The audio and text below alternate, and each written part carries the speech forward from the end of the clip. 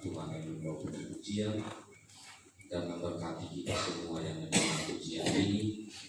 Biarlah segala puji dan hormat serta kemuliaan hanya bagi Allah kita.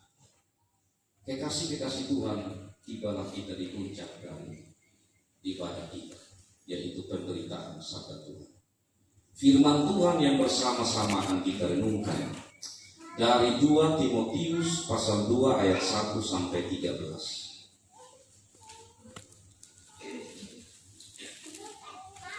2 Timotius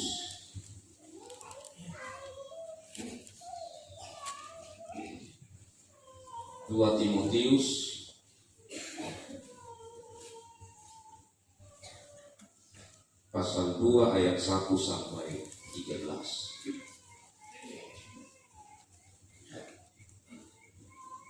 Mari kita berdoa untuk pemberitaan sabda Tuhan. Kita berdoa. Ya Allah, sumber hikmat dan pengertian, saat ini kami datang di hadapan hadirat-Mu. Kami anak-anak-Mu yang haus dan lapar akan kebenaran. Kami rindu dipuaskan. Kami rindu untuk kami mendapatkan pegangan dari kebenaran firman Tuhan untuk arah langkah hidup yang kami jalani. Kami mohon campur tangan-Mu dalam Roh Kudus, melingkupi kami semua, mempersiapkan hati kami, pikiran kami, dan biarlah firman Tuhan oleh karya Roh Kudus bertumbuh subur dan berbuah di hari-hari hidup yang kami jalani. Tolong berkati hamba-Mu yang Tuhan percayakan saat ini untuk memberitakan sabda. Biarlah oleh kuasa Roh Kudus hamba-Mu ini dilahirkan dan firman-Mu menjadi berkat bagi kami sekalian. Dalam Yesus Kristus, firman yang hidup itu, kami berdoa kepada Bapa di surga. Amin. Saya bacakan bagi kita sekalian, kekasih-kekasih Tuhan. Bagi kita yang tidak memegang Alkitab, mari kita memberi perhatian pada pembacaan sabda Tuhan. Panggilan untuk ikut menderita. Sebab itu, hai anakku, jadilah kuat oleh kasih karunia dalam Kristus Yesus. Apa yang telah engkau dengar daripadaku di depan banyak saksi, percayakanlah itu kepada orang-orang yang dapat dipercayai, yang juga cakap mengajar orang lain. Ikutlah menderita sebagai seorang prajurit yang baik dari Kristus Yesus. Seorang prajurit yang sedang berjuang, tidak memusingkan dirinya dengan soal-soal penghidupannya, supaya dengan demikian ia berkenan kepada komandannya.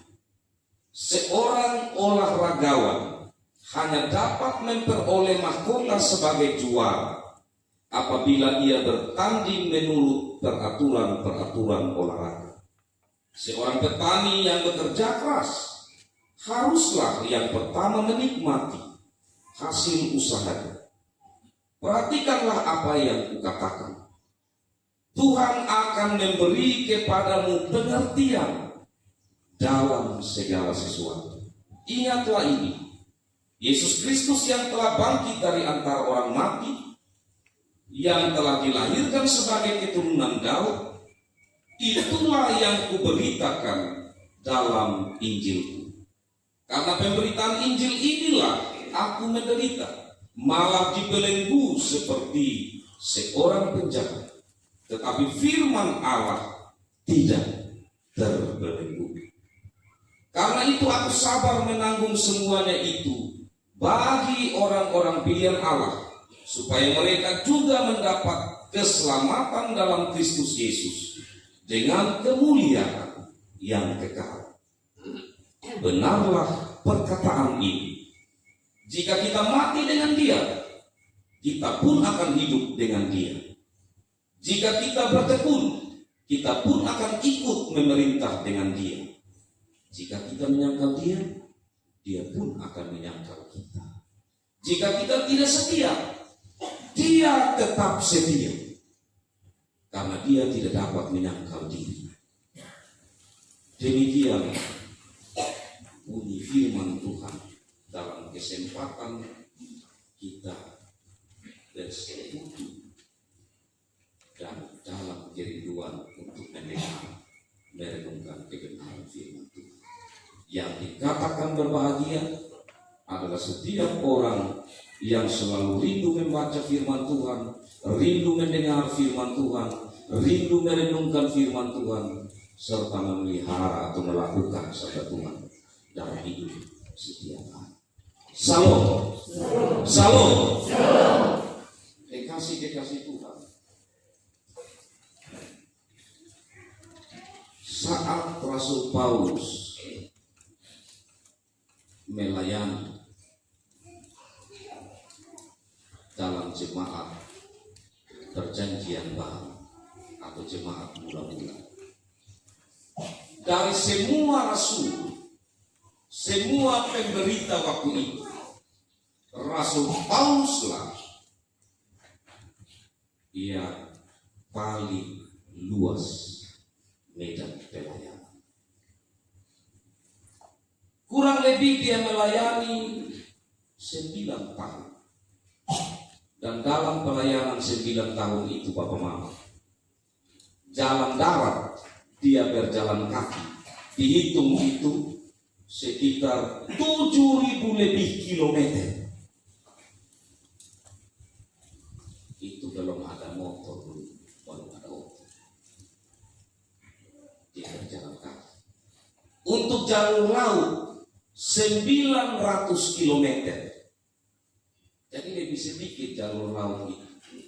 Dapat kita bayangkan dia lebih berkorban itu di jalan kaki, laku tanah. Dan Rasul Paulus ini, dia sangat-sangat menunjukkan bagaimana teladan kekristenan untuk menjadi saksi Kristus di tengah-tengah dunia atau di tengah-tengah di mana orang Kristen itu berada. Pertama-tama, teladan untuk para hamba Tuhan. Yang kedua, teladan bagi umat Kristen pada umumnya. Salah satu teladan menarik yang dia berikan kekasih-kekasih Tuhan kepada hamba Tuhan, yaitu kepada Timotius, yang sering dia panggil sebagai anak yang kekasih. Timotius memang orang yang masih muda. Dan luar biasanya dari Rasul Paulus, sebagai bagian untuk dia memberi teladan kepada Timotius, ia tidak saja memberi nasihat, ia tidak saja menunjukkan bagaimana sikap hidup kekristenan, tapi saat mereka berjauhan, dia menulis surat. Ya karena itu waktu itu belum ada HP itu, Bapak. Kalau ada HP pasti dia pakai SMS atau dia pakai telepon. Tapi dia pakai surat, ini menarik, Bapak. Surat-surat Rasul Paulus itu banyak. Kalau kita perhatikan di perjanjian baru, maka sebagian besar perjanjian baru itu terdiri dari surat-surat Rasul Paulus. Dan Bapak Mama, itu kertas untuk menulis surat itu mahal, karena dia ambil dari semacam pandan yang ada di tepian sungai. Itu nanti yang kemudian dibuat untuk dia menjadi kertas. Dan itu mahal, Bapak Mama. Tapi dia mau berkorban untuk membeli itu. Ini menunjukkan satu teladan yang luar biasa dari Rasul Paulus untuk pelayanan Tuhan. dia rela berkorban. Dia dapat uang dari mana? Dari jemaat itu sedikit, Pak. Tapi dia punya pekerjaan Rasul Paulus ini. Dia punya keahlian buat tenda. Jadi ada yang sewa dengan tenaga untuk buat tenda, dia buat tenda nanti dia dapat uang. Uang itu disimpan untuk apa? Untuk dia pelayanan. Pelayarannya dia saat dia tidak bisa jalan darat harus naik kapal dia bayar. Saat dia tulis surat untuk kertas yang mahal, dia harus bayar kepada siapa yang cetak. Itu luar biasa ya Rasulullah.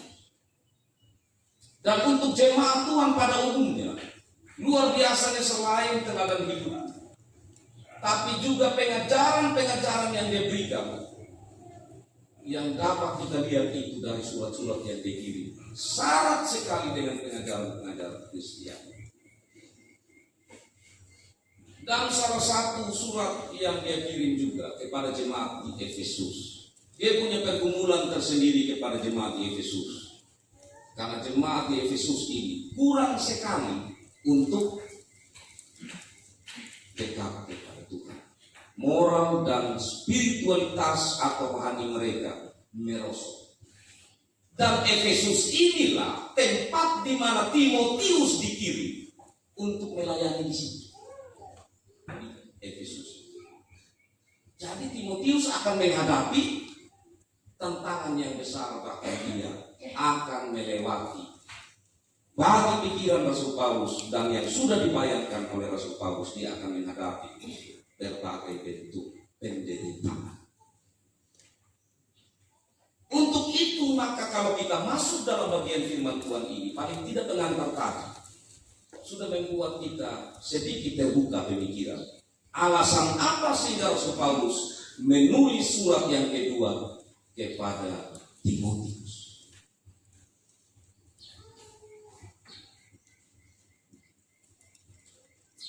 Sebagaimana saya sampaikan tadi kekasih-kekasih Tuhan, bahwa catatan yang penting atau alasan yang penting dari surat ini adalah supaya Timotius tabah dan kuat.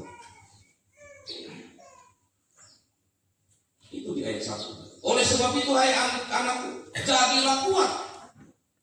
Karena di Efesus tempat dia bertugas untuk melayani, dia akan menghadapi tantangan yang tidak mudah dengan merosotnya moral, spiritual atau hal rohani dari jemaat Islam. Dan kekasih-kekasih Tuhan, kuat seperti apa yang dimaksudkan oleh Rasul Paulus untuk Timotius? Itu jelas. Jadilah kuat oleh kasih karunia dalam Kristus Yesus. Jadilah kuat bukan bagaimana kekuatan diri sendiri dari Timotius, tetapi mengandalkan kasih karunia dari Yesus Kristus. Kekasih-kekasih Tuhan, orang Kristen termasuk hamba-hamba Tuhan, kenapa cepat putus asa? Kenapa cepat bersungut-sungut dalam pelayanan? Itu karena mengandalkan diri sendiri, bukan mengandalkan kasih karunia Tuhan. Kalau mengandalkan kasih karunia Tuhan, maka ada kekuatan di dalam menjalankan akan tugas pelayanan atau dalam menjalankan panggilan Kristiani bagi orang Kristen secara umum.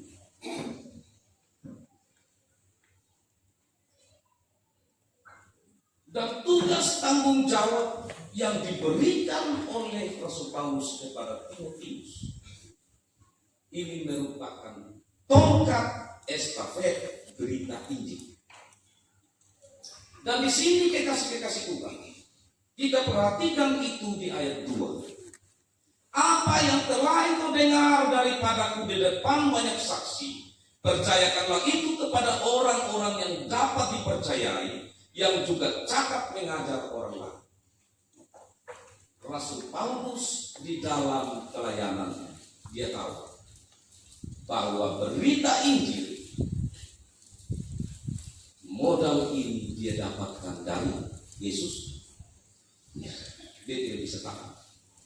Dia harus memilih orang yang cakap untuk melanjutkan. Salah satu satunya adalah Timotius. Tapi Timotius juga tidak boleh untuk tidak melanjutkan tongkat estafet berita Injil. Karena itu dia katakan dalam ayat 2 tadi, percayakanlah itu kepada orang-orang yang dapat dipercayai. Ini suatu bentuk atau sistem pelayanan yang luar biasa. Karena ada orang yang kalau dia sudah mulai bisa dalam hal rohani, dia sudah tahu banyak hal tentang firman Tuhan.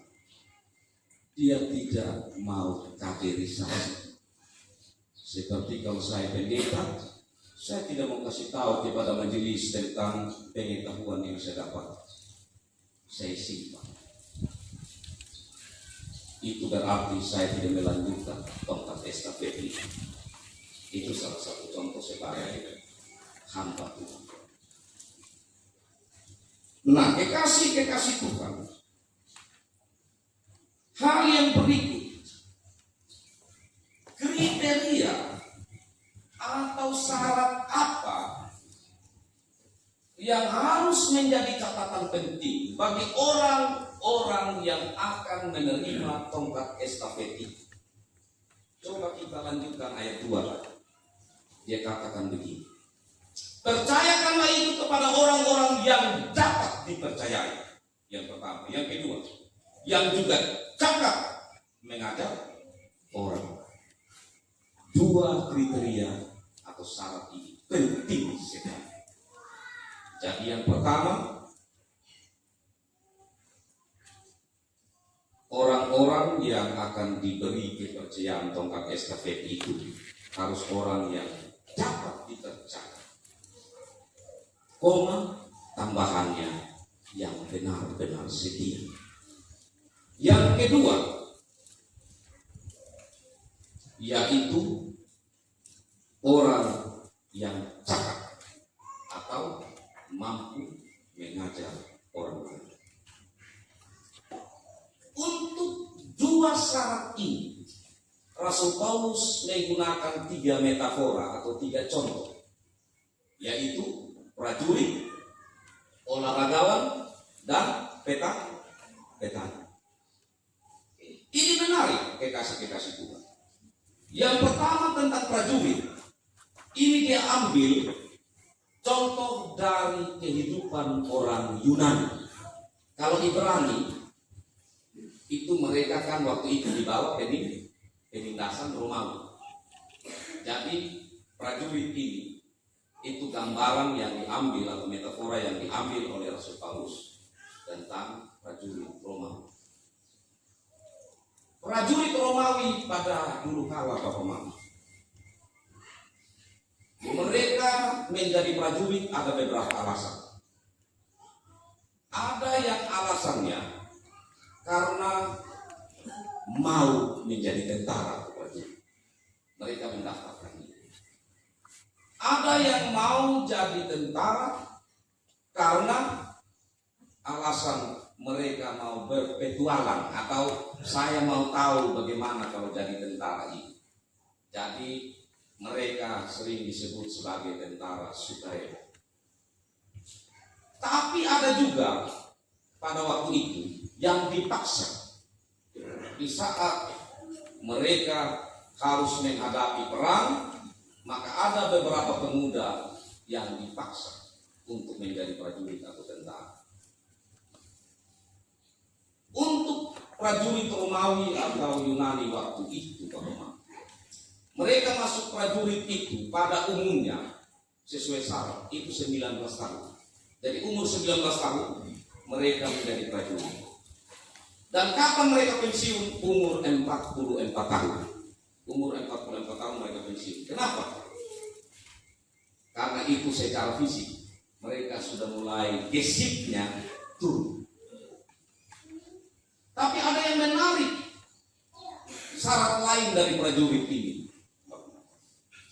Syarat lainnya, mereka tidak diperkenankan untuk punya istri dan punya anak. Kenapa saya pisah kata jangan punya istri dan punya anak? Karena bisa tidak punya istri tapi punya anak. Jadi tetap dilarang. Jangan ada istri, jangan ada anak. Kenapa? Karena nanti pas mau belan, aduh saya punya istri ada satu. Dia pikiran, aduh saya punya anak ini, dia saya dengar ada dia jatuh dari pohon. Pikiran, tidak fokus, tidak konsentrasi, tidak mendedikasikan atau tidak mengabdi dengan sungguh hati. Karena sudah ada di belakang istri atau anak atau istri dan anak yang dirindukan atau yang sedang dikhawatirkan. Karena itu kekasih-kekasih Tuhan saat diambil contoh tentang ini. Pada ayat yang keempat dikatakan ini, seorang prajurit yang sedang berjuang tidak memusingkan dirinya dengan soal-soal kehidupan. Tidak memusingkan diri dengan soal-soal penghidupan. Karena ini tadi kalau ada yang dipikir, ya itu pasti buat dia tidak konsentrasi. Tujuannya supaya apa? Dikatakan di situ tujuannya supaya ia berkenan kepada komandannya.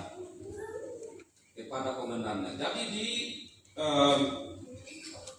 Yunani atau dalam pemerintahan Romawi dulu itu ada yang namanya legium. Legium itu apa legium? Legium itu adalah tentara atau prajurit yang berjumlah 5.000 orang. Jadi satu legium atau dalam 5.000 orang itu ada pemimpinnya pasti atau komandannya. Sedangkan dalam legium yang 5.000 orang ada lagi yang namanya kohor. Kohor ini 500 orang. 500 orang dari yang 5.000 dibagi ada yang 500. Itu kohor. Dari yang 500 ada lagi dibagi 80 sampai 100 itu namanya centuri. Itu ada juga komandan. Dan pada akhirnya ada yang namanya contubernium atau kelompok tenda. Mereka ini hanya terdiri dari 8 orang. Jadi tenda dalam medan perang itu ada 8 orang, itu namanya kelompok tenda. Ada juga pemimpin komandan di situ. Dan mereka harus taat kepada setiap komandan. Itu luar biasanya. Kenapa Rasul Paulus dia mengambil contoh ini? Saya memberikan tadi beberapa pengajaran bagi kita untuk kita pahami latar belakang kenapa dia pakai contoh prajurit. Hal berikut dia pakai contoh olahragawan. Dia katakan di sini pada ayat 5, seorang olahragawan hanya dapat memperoleh mahkota sebagai juara apabila ia bertanding menurut peraturan-peraturan olahraga. Yang pasti kekasih-kekasih Tuhan, mahkota tidak akan diberikan kalau orang tidak ikut pertandingan. Mahkota tidak akan diberikan kepada orang yang tidak juara. Mahkota diberikan kepada pemenang. Dan mahkota yang bagaimana dalam konteks Yunani waktu itu? Ini bukan konteks Ibrani atau Israel. Karena kalau Israel, bapak mama belum terlalu pusing atau mereka tidak punya budaya untuk lomba. Untuk pertandingan dong tidak punya kalau Israel. Tapi kalau yang Yunani atau Romawi waktu itu, mereka punya beberapa bentuk pertandingan. Pertandingan lari itu diambil contoh oleh Rasul Paulus juga dalam firman. Pertandingan tinju itu juga diambil contoh oleh Rasul Paulus. Atau juga ada pertandingan di mana kuda ditarik oleh kereta. Pertandingan lari kereta itu ada juga yang diambil contoh oleh Rasul Paulus dalam bagian firman Tuhan yang lain. Tapi yang menarik di sini adalah tentang pertandingan itu sendiri dan mahkota. Dikatakan mereka yang akan juara, mereka yang mengikuti peraturan. Peraturan apa ya? Peraturan kejuaraan.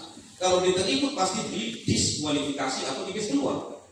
Tapi kalau dia ikut betul aturan, pasti dia nanti akan menjadi calon juara. Tapi calon juara itu juga dia pasti sebelumnya harus mengikuti aturan-aturan dalam pelatihan atau dalam latihan. Kalau dia tidak ikut aturan saat latihan, pastikan tidak mungkin dia dapat juara. Contohnya, dia bisa celaka saat dalam pertandingan. Kalau hobi main bola, suka. Kalau main bola itu kan orang tidak mungkin Dia masuk lapangan, ya, langsung main bola sebelum dia ikut tahap temanasi. Iya tuh, tidak bisa celaka di lapangan. Dia harus ada tahap-tahapan. Jadi aturan-aturan main dalam pertandingan itu harus diikuti dengan baik. Kalau tidak, sulit dia menjadi juara. Dan kekasih Tuhan berbicara hal yang berikut tentang mahkota. Mahkota dalam konteks waktu itu seperti sebuah karangan bunga atau mahkota yang kalau kita lihat ada yang putih ini macam model malaikat, ya ada seperti itu. Tetapi dia bukan dari plastik, tapi dia merupakan tumbuh-tumbuhan asli. Tumbuhan-tumbuhan asli. Jadi macam anak akar kayu atau rotan gitu yang dikasih bunga, habis dililit lagi, dilingkari oleh daun-daun atau bunga-bunga. Dan Bapak Mama, saya lupa nama bunga-bunga atau daun-daun itu, tapi salah satunya daun palem. Itu Bapak Mama, dia ratus tahun baru lain, ratus tahun baru dia lain. Jadi pilihan memang itu mahkota. Jadi mereka bangga kalau mereka. Tapi intinya bahwa mahkota ini adalah air dari sebuah perjuangan baru bisa dapatkan mahkota ini. Yang terakhir saya tidak perlu terangkan Bapak Mama, karena kalau berbicara yang tentang petani, latar belakang pertanian yang ada di konteks orang Ibrani atau Yahudi atau Yunani tidak terlalu berbeda dengan kita. Karena mereka juga dulu istilahnya pakai badak, istilahnya pakai hewan juga, istilahnya pakai lutung, yang pakai ternak, yang juga kita lakukan di masa-masa yang lalu.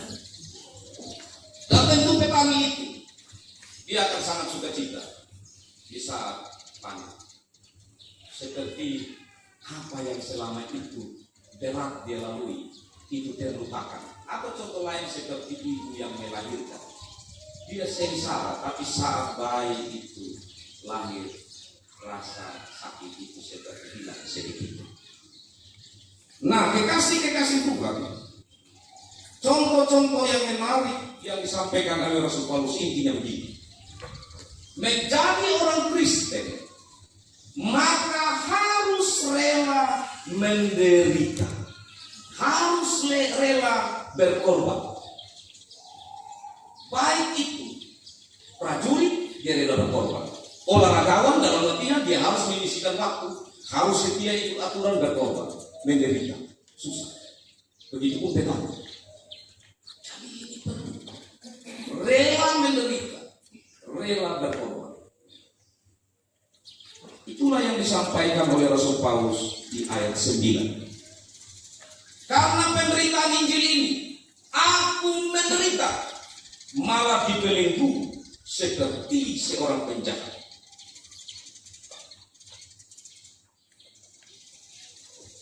Tapi terkadang Bapak Mama, orang Kristen tidak rela menderita. Kalau menderita karena kebenaran seperti kurang rela, itu orang Kristen juga. Tapi kalau menderita hal-hal yang bukan karena kebenaran, orang bisa memberi diri. Saya tidak perlu kasih contoh tentang itu, tapi dia akan menjadi perenungan itu. Dan kekasih Tuhan, kita masuk dalam bulan kemerdekaan. 2 hari lagi kita merayakan ulang tahun Republik Indonesia yang ke. Nah, kalau kita sudah sibuk pikirin sawah kami, kita dia sudah umur berapa ya yang sudah kita rayakan? 76. Kenapa ini penting juga? Jadi kalau kita punya angkanya, kotanya aneh-aneh saja. Tapi kita sekarang 76 anak kita sekarang punya ulang tahun Republik Indonesia.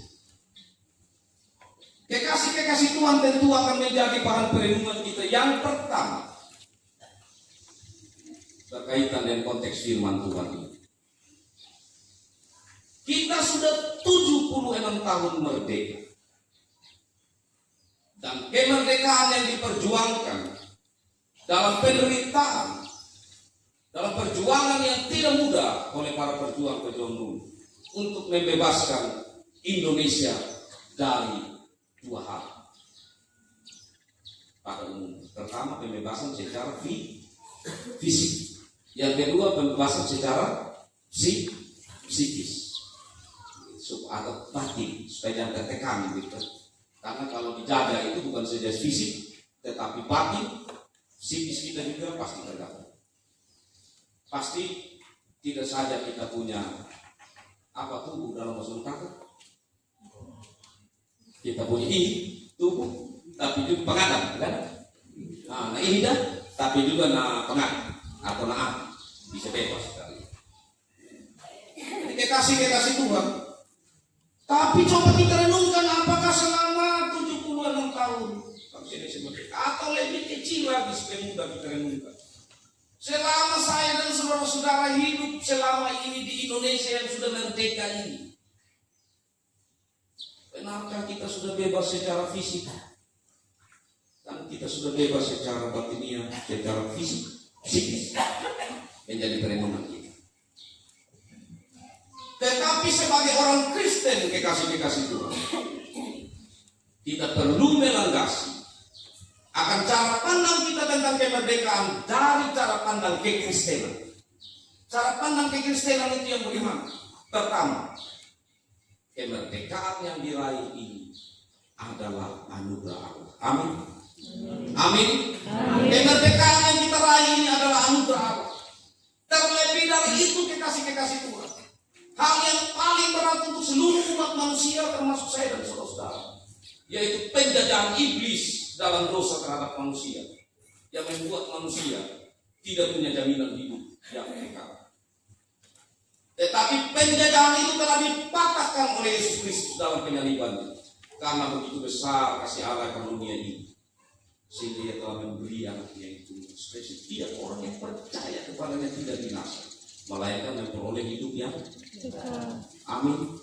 Terpujilah Tuhan yang baik bagi kita, yang menganugerahkan kepada saya dan saudara-saudara Yesus Kristus yang luar biasa, yang mau membebaskan kita dari dosa-dosa. Tetapi apakah setelah itu kita orang Kristen tidak mungkin merasakan penderitaan? Kekasih-kekasih, kita belajar dari minggu-minggu yang lalu bahwa murid-murid Kristus menderita yang luar biasa. Bahkan ada yang disalib terbalik, ada yang dipenggal kepalanya, ada yang dirajam dengan batu sampai mati. Itulah panggilan Kristen. Ikutlah aku, kata Yesus. Ikulah salib setia. Ikut salib itu apa? Penderitaan. Nah sekarang Bapak Mama, penderitaan yang dimaksudkan ini yang mana secara Kristen? Penderitaan yang dimaksudkan di sini, memang kita sudah terlepas dari kuasa iblis, tetapi iblis tetap mau berjuang. Pertama-tama, kekuatan dosa itu begitu menguasai saya dan saudara, yang dalam firman Tuhan dikatakan keinginan daging. Melawan itu cukup membuat saya dan saudara-saudara bisa menderita. Keinginan daging kita kadang pas bel gereja itu mengantuk. Bagaimana mau melawan keinginan daging ini untuk kita datang di gereja itu bisa membuat kita menderita? Tapi dapatkah kita mau melalui itu menjadi perenungan saya dan saudara-saudara? Menjadi orang Kristen, kita tidak dapat menghindari berbagai tantangan hidup ini selama kita hidup di dunia. Salah satunya corona. Corona ini ada memang dari persoalan tersendiri, termasuk dalam lembaga gereja kita di mata ini. Secara lembaga kita bergumul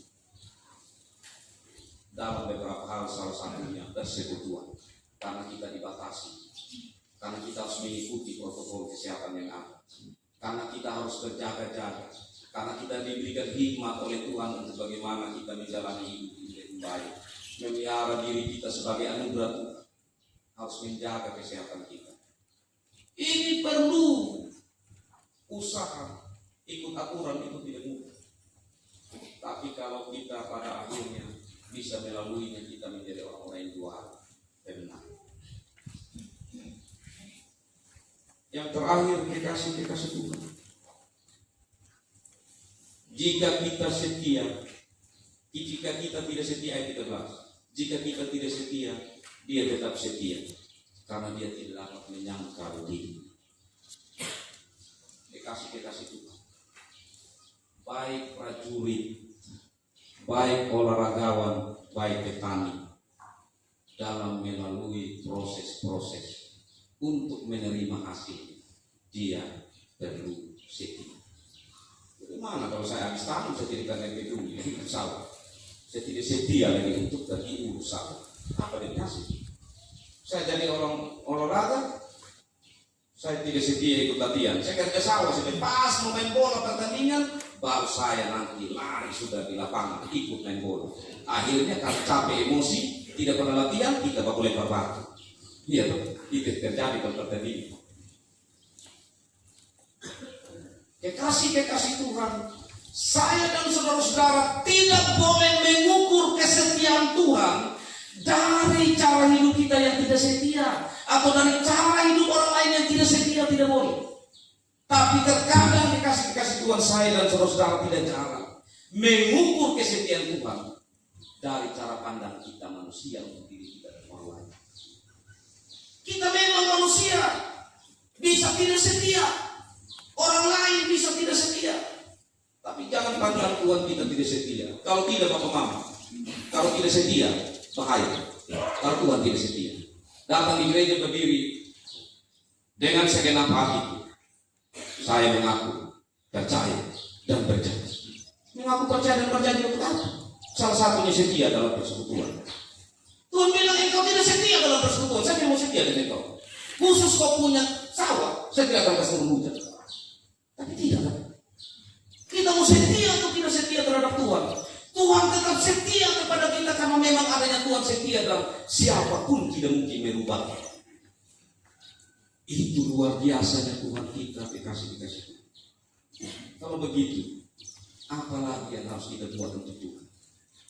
Mari kita mengisi hidup ini dengan setia, atau belajar setia, belajar taat, belajar mengabdi, belajar mengikuti Yesus Kristus dengan berbagai aturan-aturan atau kebenaran-kebenaran firman dalam hidup saya dan saudara. Dan pada akhirnya, dalam situasi apapun, dalam bentuk penderitaan apapun, kita merasa sukacita. Jangan merasa bahagia, tapi sukacita.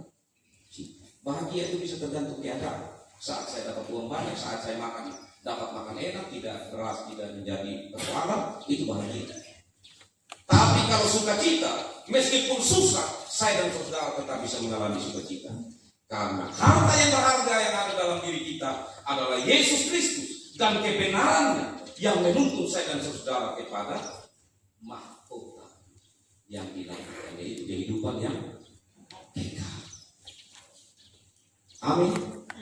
Tuhan memberkati firman dan memberkati saya dan saudara. Amin. Kekasih Tuhan, menyambut firman Tuhan ini, saya ajak kita bersama-sama menyanyi Kidung Jemaat 440.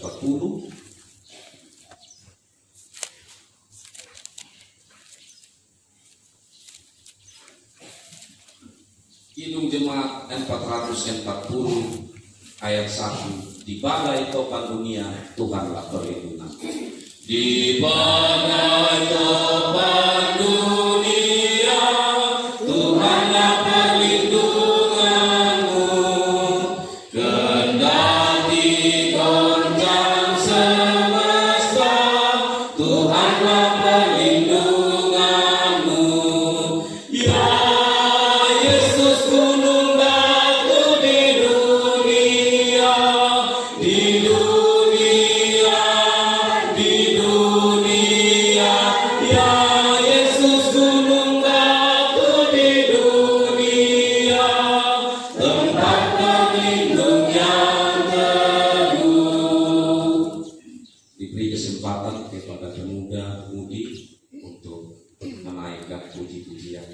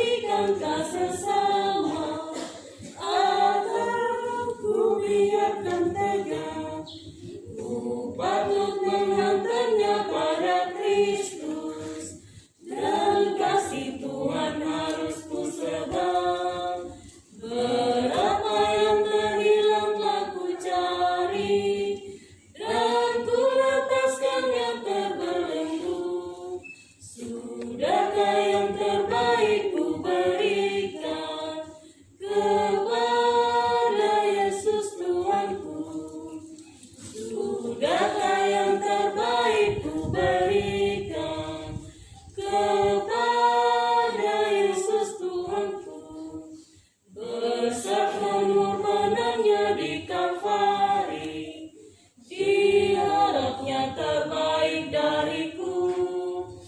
Berapa yang terhilang telah ku cari, dan ku lepaskan yang terbelenggu. Sudahkah yang terbaik ku berikan kepada Yesus Tuhanku? Kepada Yesus Tuhanku. Terima kasih untuk puji-pujiannya, sungguh memberkati. Kita dipanggil untuk merenungkan, memberi yang terbaik untuk Tuhan. Kenapa? Karena Tuhan telah memberi yang terbaik bagi kita, yaitu diri sendiri dalam Yesus Kristus yang mati untuk kita, yang pengorbanan dan kebangkitan yang hari ini kita rayakan dalam perjamuan kudus. Dengan kasih perjamuan kudus ini, saya ajak kita untuk mengucapkan pengakuan iman bersama. Saya jemput kita semua untuk berdiri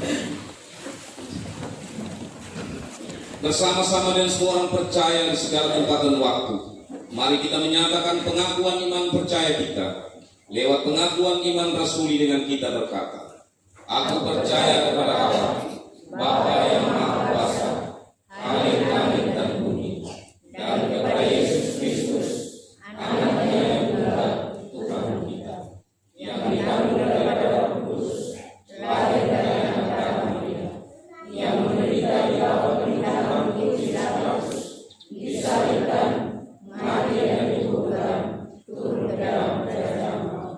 Pada hari yang ketiga, bangkit pula dari antara orang mati, naik ke surga, duduk di sebelah kanan Allah, Bapa yang Maha Kuasa, dan akan datang dari sana untuk menghakimi orang yang hidup dan yang mati. Aku percaya pada Roh Kudus, gereja yang kudus dan am, persekutuan Orang Kudus, pengampunan dosa, kebangkitan bagi, dan hidup yang kekal. Amin. Kita berdoa. Ya Allah yang Maha Kuasa, Allah yang abadi, kami patut mengucap syukur kepada-Mu karena Kristus Tuhan kami yang telah menjadi sama dengan manusia, telah merendahkan dirinya sampai mati, bahkan sampai mati di kayu salib. Dan Engkau ya Bapa telah meninggikan dia dan mengaruniakan kepadanya nama di atas segala nama, supaya dalam nama Yesus bertekuk lutut segala yang ada di langit dan yang ada di atas bumi, bagi kemuliaan Allah Bapa. Bersama-sama dengan semua hamba-Mu, bahkan semua makhluk di bumi dan di sorga, kami memuliakan nama-Mu. Kudus, kuduslah Tuhan semesta alam, seluruh bumi penuh kemuliaan-Nya. Hosana bagi anak Daud, diberkatilah dia yang datang dalam nama Tuhan. Hosana di tempat yang maha tinggi. Amin. Silakan kita duduk. Bersama-sama kita menyanyi Kidung Jemaat 368. Kidung Jemaat 368.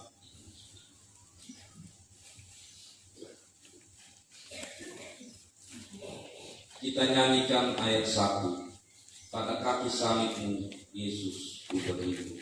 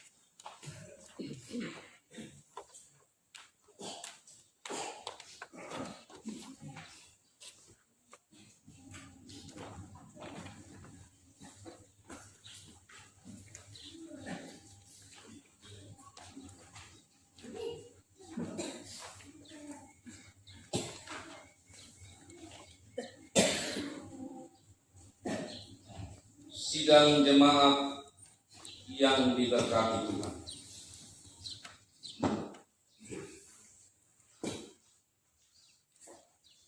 Pada malam itu ketika Tuhan Yesus dihianati, Ia mengambil roti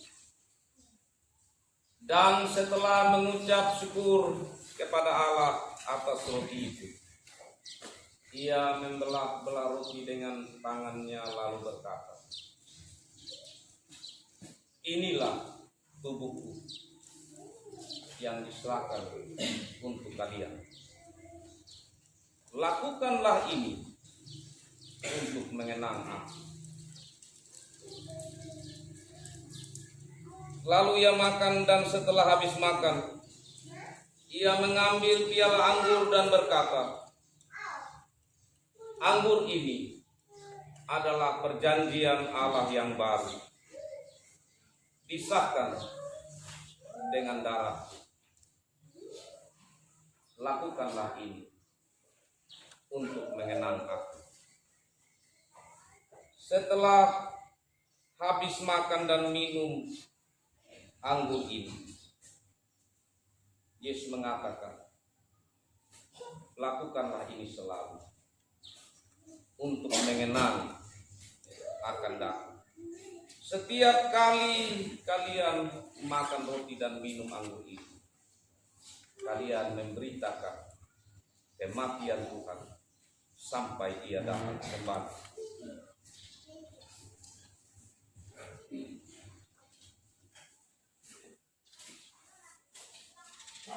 Jemaat yang dikasihi Kristus, Tuhan telah menyediakan mejanya bagi orang yang percaya akan Dia dan yang mengasihi. Sebab itu, sebagai pelayan Yesus Kristus, saya mengundang semua orang untuk mengambil bagian dalam perjamuan kudus ini, yaitu setiap orang yang merendahkan diri di hadapan Allah dan menantikan rahmat daripadanya, serta mengucap syukur dan berterima kasih kepadanya dengan memelihara kasih setia di dalam kehidupannya sehari-hari. Marilah, edarkanlah roti dan anggur, karena segala sesuatu telah tersedia.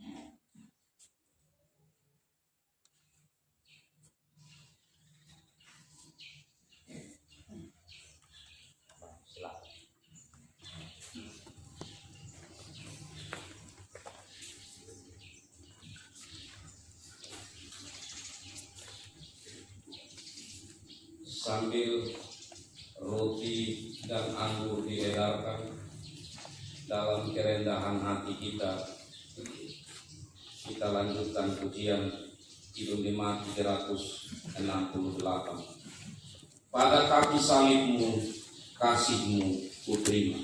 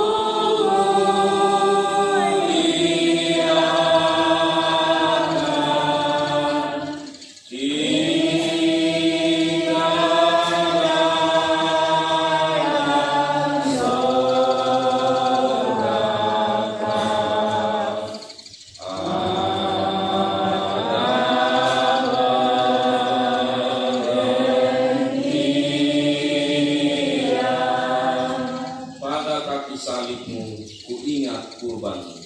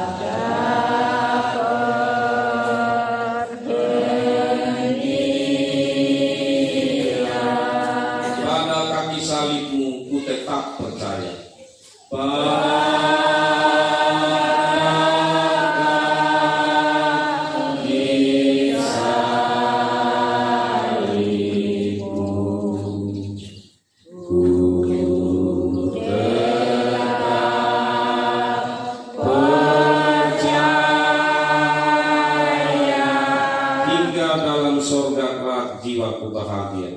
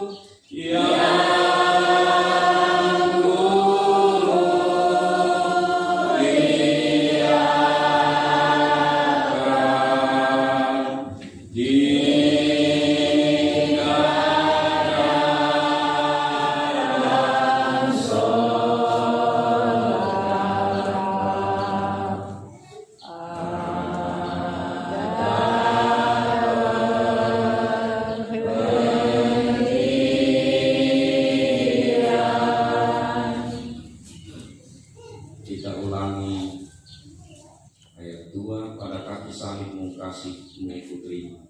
Amen.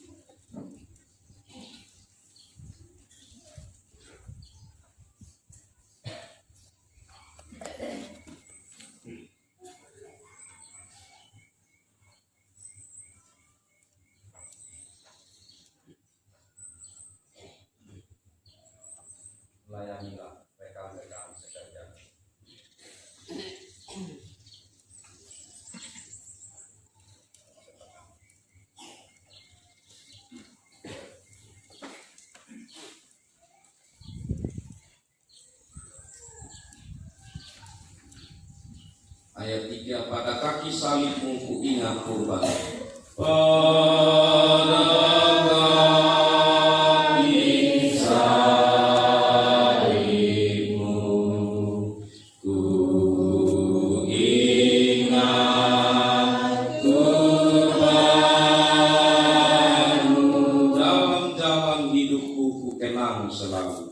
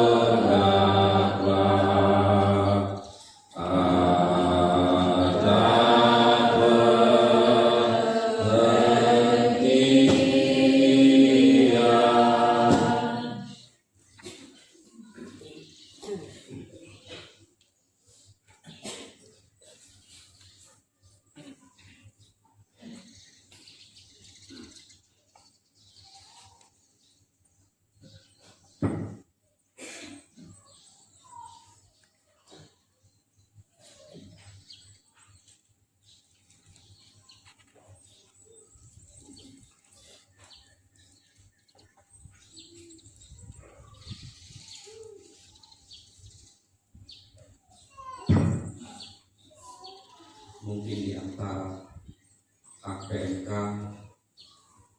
yang sudah dikunjungi atau yang belum sempat dikunjungi tetapi bersedia untuk mengikuti pertemuan kudus hari ini.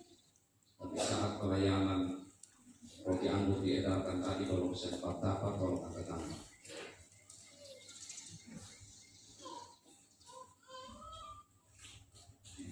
Yang di luar sudah, terima kasih. Mari kita masuk dalam saat itu dengan kesungguhan hati, dengan suara yang pelan, penuh cinta kepada Yesus Kristus. Kita menaikkan pujian yang tadi, ayat 1, pada kaki salibmu Yesus ku berlindung, sambil saya mendoakan kita dalam saat ini. Pada kaki salibmu.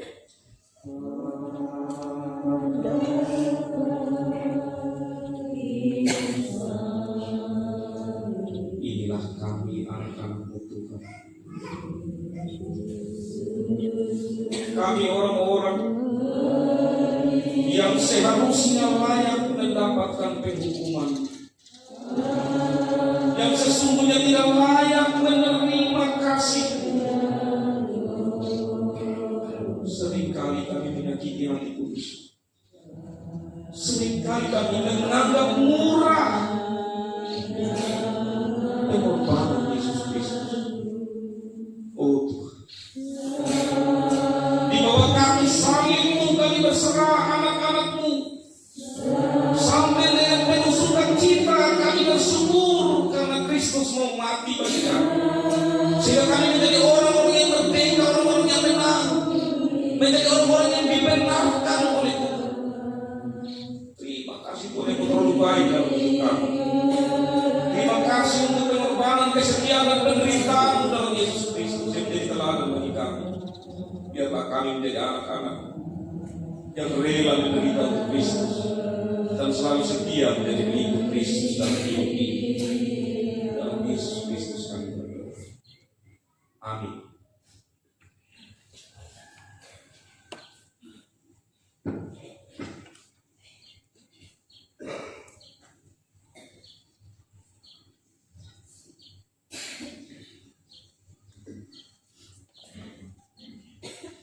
Jemaat kekasih Kristus,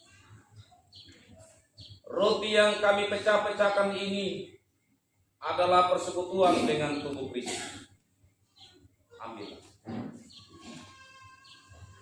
makan. Ingatlah dan percayalah bahwa tubuh Tuhan kita Yesus Kristus telah dipecahkan untuk keampunan yang sempurna dari segala dosa kita. Makan.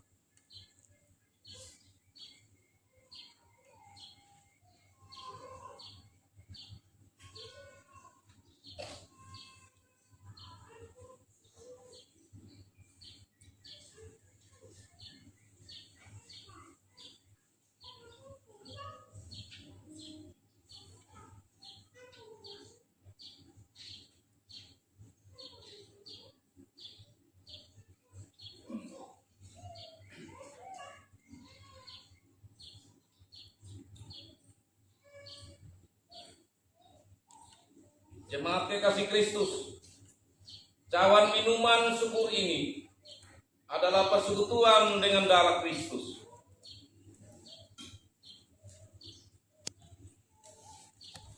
Ambillah.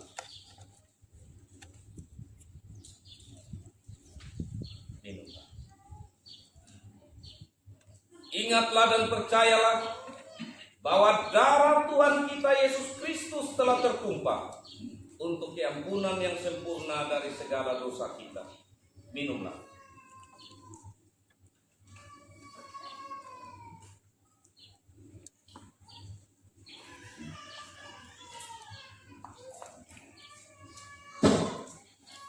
Terpujilah Tuhan dalam Yesus Kristus, yang tubuh dan darahnya telah diserahkan untuk saya dan saudara-saudara, untuk semua manusia dalam segala tempat dan waktu. Yang saat ini lewat perjamuan kudus ini, kita boleh merenungkan kembali kasih pengorbanan Yesus Kristus lewat roti dan anggur yang telah kita makan, telah kita minum.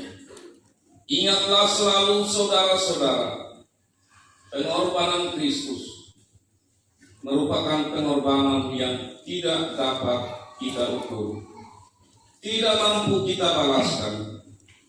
Hanyalah ucapan syukur lewat sikap hidup kita yang selalu setia dalam mengikuti Kristus sebagai persembahan respon tanggapan kita akan kasih Allah. Ku berbahagia yakin. Ku berbahagia yakin teguh, Yesus abadi kepunyaanku, aku warisnya, ku ditebus ciptaan baru, Roh Kudus. Aku bernyanyi bahagia, memuji Yesus selamanya. Aku bernyanyi bahagia, memuji Yesus selamanya. Sidang jemaat dikasih Tuhan, kita akan memberi persembahan kita. Apalah artinya persembahan kita dibandingkan pengorbanan Kristus? Tapi Tuhan melihat hati saya dan saudara. Kita memberi dalam ketulusan. Kita memberi sebagai rasa terima kasih kita kepada Tuhan karena kasih kemurahan yang menyelamatkan saya dan saudara. Berilah kepada Tuhan dengan penuh ucapan syukur sambil majelis jemaat menjalankan tangguh untuk persembahan PMK, dan sambil juga sloki dikumpulkan. Saya ajak kita menyanyi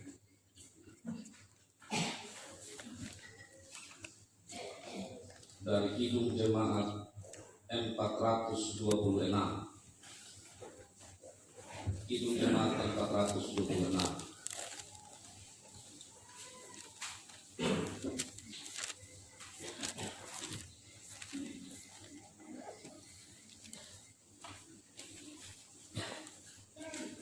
Kita harus membawa berita pada dunia dalam gelap.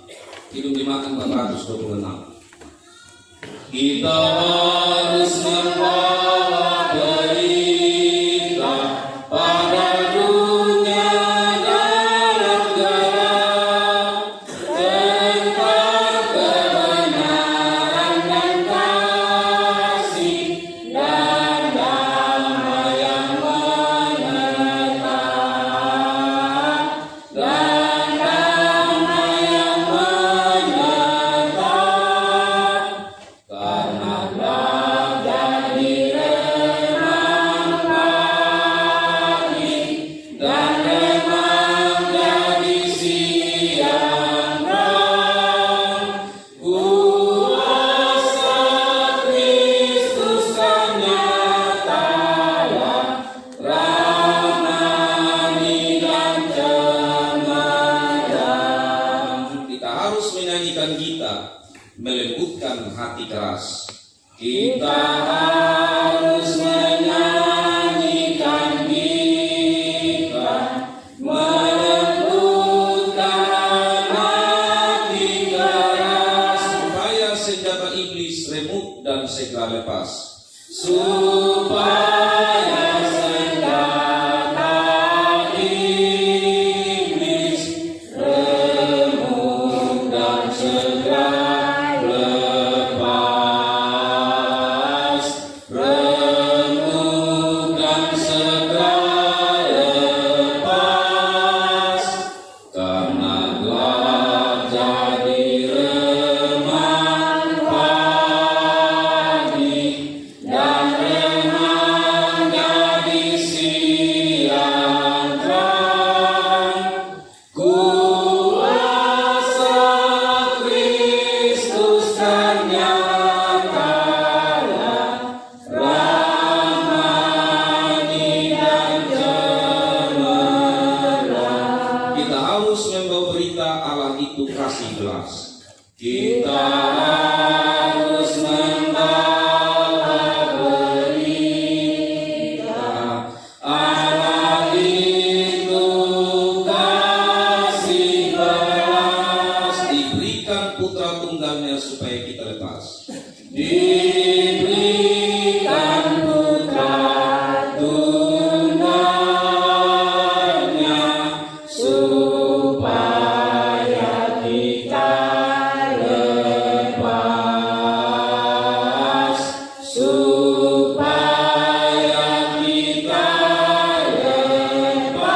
lepas, karena gelap jadi remang pagi dan remang jadi siang terang. Kuasa Kristus kan nyata ramani dan cemerlang.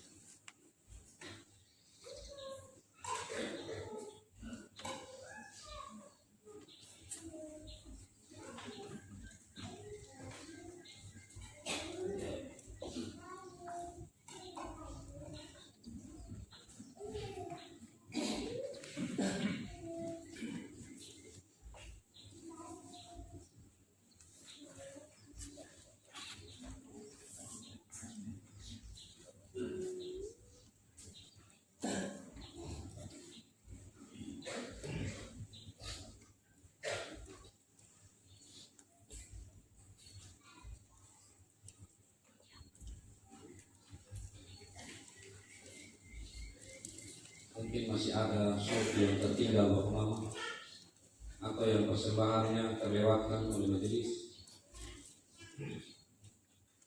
Tidak ada sesuatu.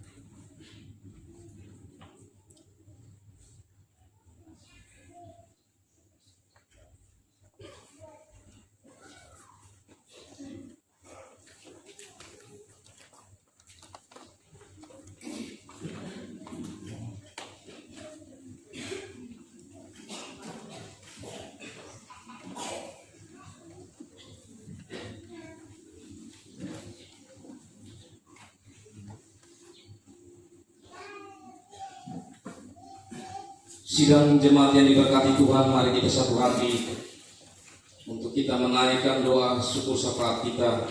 Sengaja untuk kita tundukkan kepala, kita merenungkan secara baik firman Tuhan yang sudah dibagikan oleh kita tadi.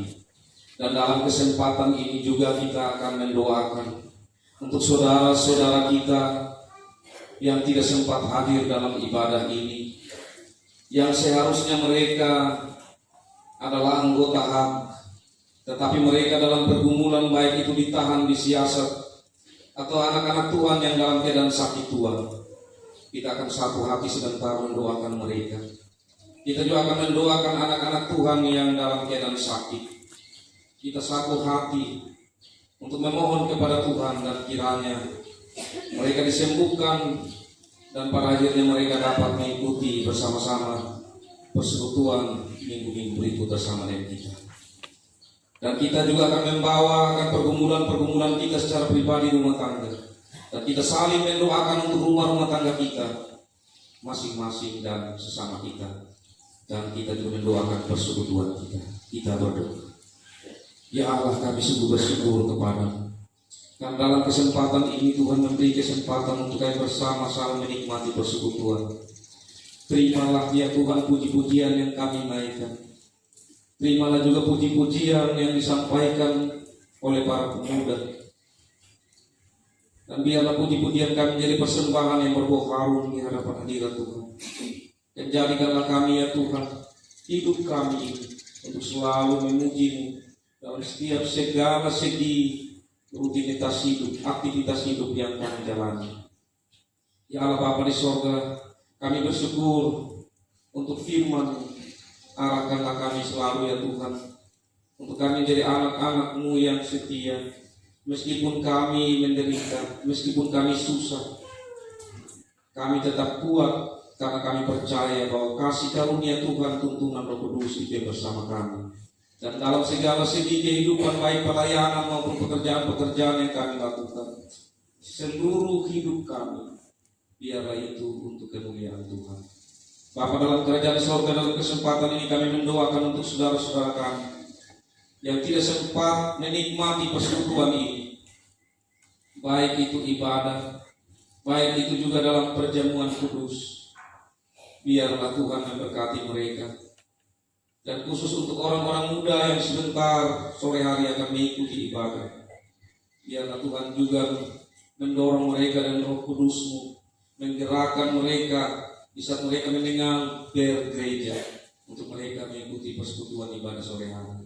Dalam kesempatan ini kami mendoakan ya Tuhan masing-masing kami di sini secara pribadi, dalam tugas dan jawab kami masing-masing, baik sebagai orang tua, sebagai suami, sebagai istri, baik dalam keluarga kami sebagai anak-anak. Berkatilah kami semua ya Tuhan juga di dalam tugas pekerjaan kami masing-masing.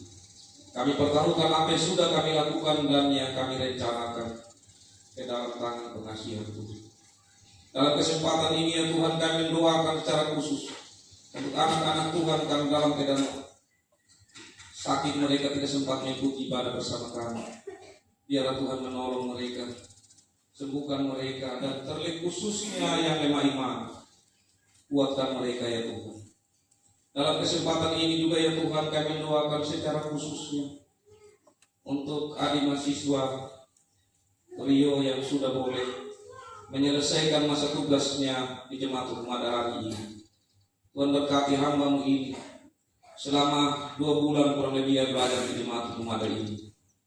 Biarlah hal-hal yang positif menjadi bekal bagi hidupnya. Biarlah itu Tuhan berkati, sehingga itu menjadi bagian yang sungguh berarti dalam harapan pelayanannya ke depan. Bapa dalam kerajaan sorga, kami juga mendoakan untuk STTG KSD Lewa, Tuhan berkati mereka yang menghasilkan hamba-hamba Tuhan. Biar lewat lembaga GKS, lembaga pendidikan ini, yang Tuhan berkati ini, kami boleh melihat anak-anak Tuhan yang setia mendedikasikan hidupnya untuk jemaat Tuhan, untuk pelayanan Tuhan yang semuanya bermuara untuk kemuliaan nama Tuhan. Kami mendoakan satu hati untuk majelis jemaat yang Tuhan percayakan untuk melayani Tuhan. Berkati mereka dan apa adanya mereka, Tuhan, terus berlengkapi mereka dalam karya Roh Kudus. Semangat pelayanan yang ada, Tuhan, tambah-tambahkan. Ya Allah Bapa kami dalam kerajaan sorga, kami mendoakan untuk pelayanan yang terjadi di masing-masing jemaat. Di cabang Lohona, cabang Tukupu, Tuhan memberkati. Berkati seluruh pelayan-pelayan Tuhan dan berkati semua jemaat-jemaat ini. Biarlah di bulan kemerdekaan ini kami boleh merenungkan kemerdekaan juga yang telah dirancang Tuhan dalam Yesus Kristus bagi kami, yang telah memanggil kami untuk menjadi milik Kristus dan menjadi saksi Kristus tengah-tengah dunia ini. Ya Allah Bapa kami dalam kerajaan sorga, inilah doa kami yang tidak sempurna, Tuhan, mari menyempurnakan. Dan kami rindu untuk mengakhiri doa ini dengan doa yang diajarkan Yesus Kristus bagi kami.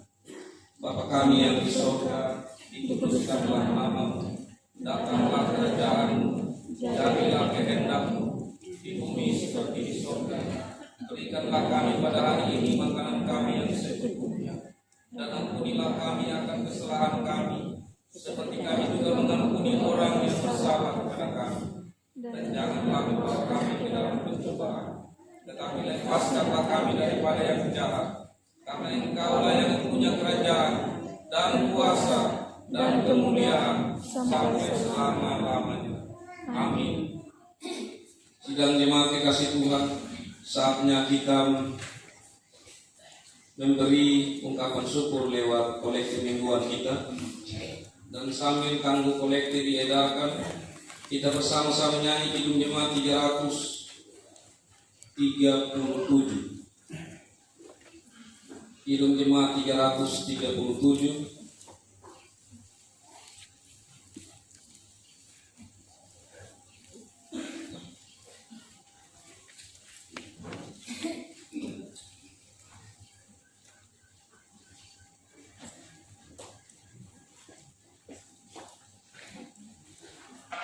Kidung Jemaat 337 ayat 1 dan seterusnya. Betapa kita tidak bersyukur. Betapa kita tidak bersyukur, bertanah air kaya dan subur, lautnya luas, gunungnya megah, meninjau padang bukit dan lembah.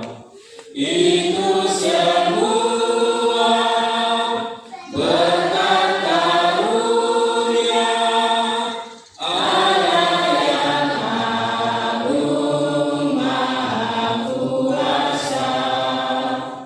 Itu semua berkat karunia Allah yang agung maha kuasa.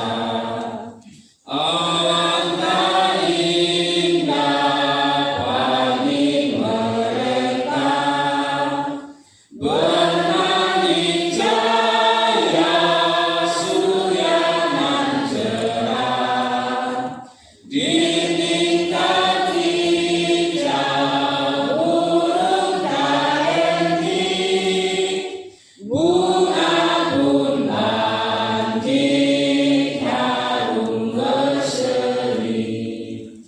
Itu semua berkat karunia Allah yang agung maha kuasa. Itu semua berkat karunia Allah yang agung maha kuasa.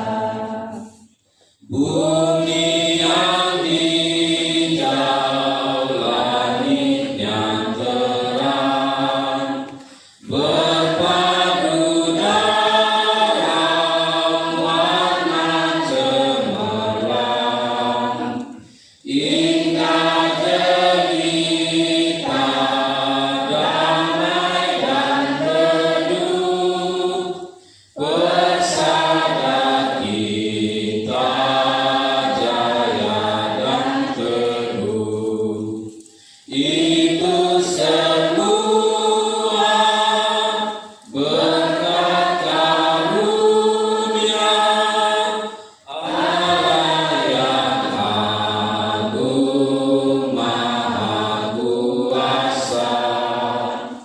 itu semua berkat karunia Allah yang agung maha kuasa.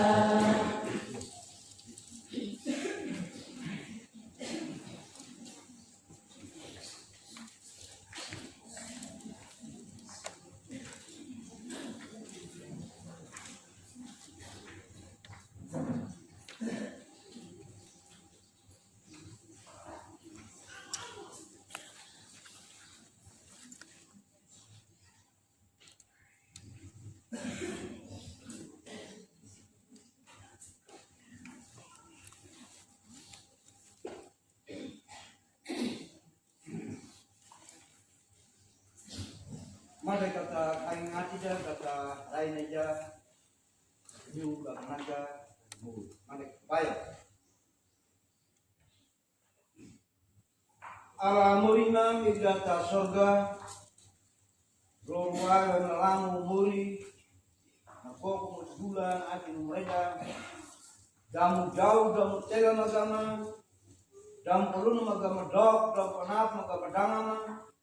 Yang muli kamu iri bangradam, lapung karun hina yang binu tebol matra, ama rahukung, ama kaya, ninu kering jangan mau marlokuna, natada rona natada rana, nama iji pepera temui kumlubu.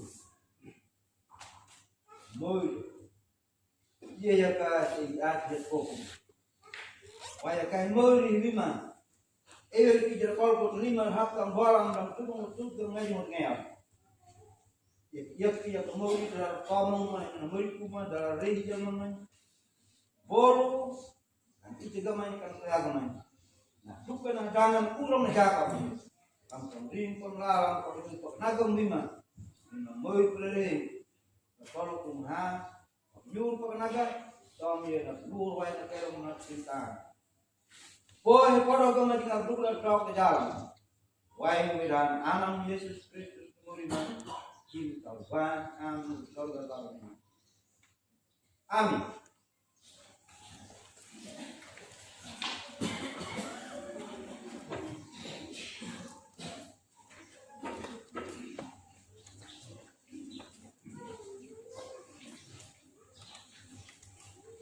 Saya jemput sidang jemaat kita berdiri.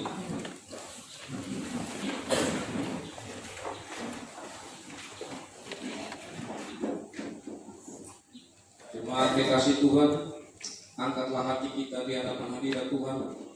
Pulanglah dengan sejahtera, terimalah berkat.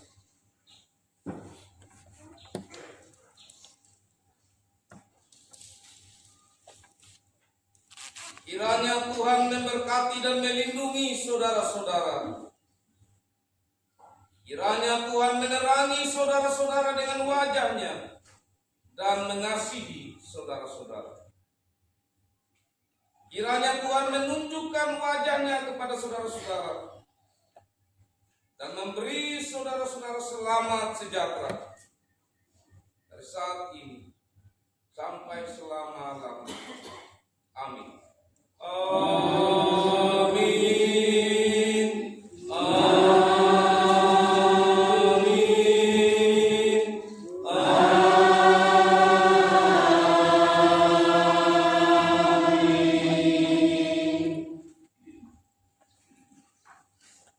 Menutup seluruh rangkaian ibadah kita menyanyi Kidung 346 ayat 1. Tuhan Allah beserta engkau. Tuhan Allah beserta engkau sampai bertemu kembali. Kasih Kristus mengawali.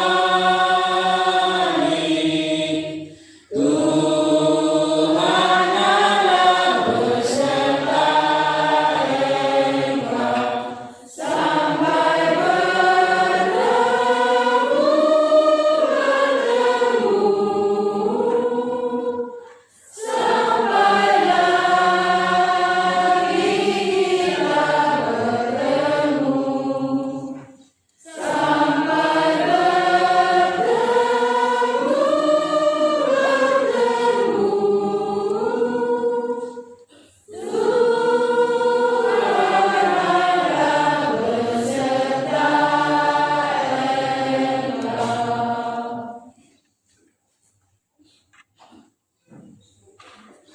Saudara